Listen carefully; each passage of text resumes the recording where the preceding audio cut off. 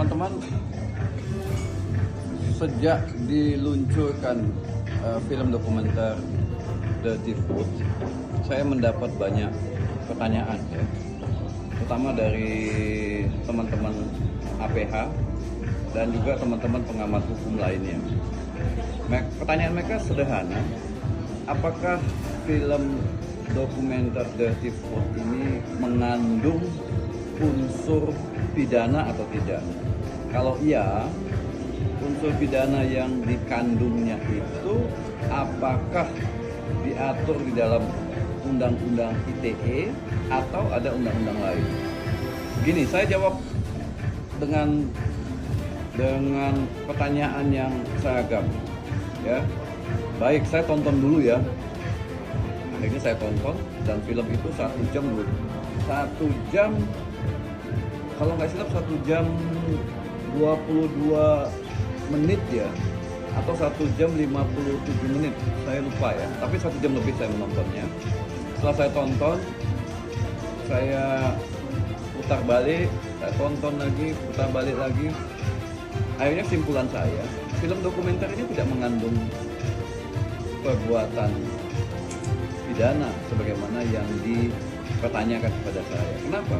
Karena yang disampaikan oleh 3 narator, menurut pandangan saya itu adalah hasil riset yang dilakukan secara mendalam. Ketiga narator itu juga kesan saya sangat hati-hati di dalam membacakan hasil riset atau survei atau asesmen tersebut. Tidak ada seseorang yang diserang nama baiknya, tidak ada seseorang yang dicemarkan nama baiknya, tidak ada juga perbuatan yang menebar kebencian atau permusuhan bagaimana diatur dalam pasal 27 ayat 3 atau 28 ayat 2 Undang-Undang ITE.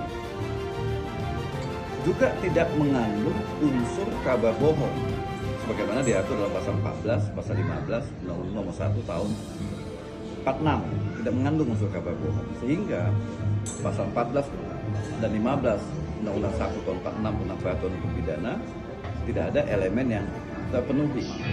Pasal 27 ayat 3 tidak menyerang harkat dan martabat seseorang. Pasal 28 tidak juga menebarkan kebencian permusuhan. Yang timbul apa? Ya kegaduhan, ya kegaduhan politik biasalah. Di masa tenang tiba-tiba film itu diputar. Ya, harusnya orang tenang seperti saya minum kopi, tiba-tiba dapat WA, ya gaduh gitu ya di luar. Masalahnya kegaduhan dalam politik itu bukan tindak pidana, baik yang diatur dalam undang-undang pemilu, KUHP maupun undang-undang lainnya. Jadi ya biarkan aja lah.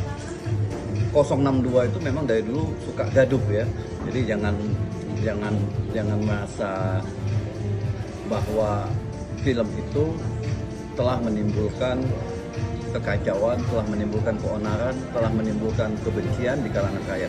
Tidak sama sekali. Jadi menurut saya film Dirty Food yang diputar kemarin bukan sebuah tindak pidana dan tidak ada unsur pidana yang ada di dalam film tersebut.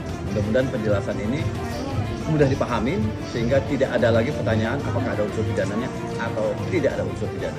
Demikian, selamat pagi dan jangan lupa ngopi sambil bahagia.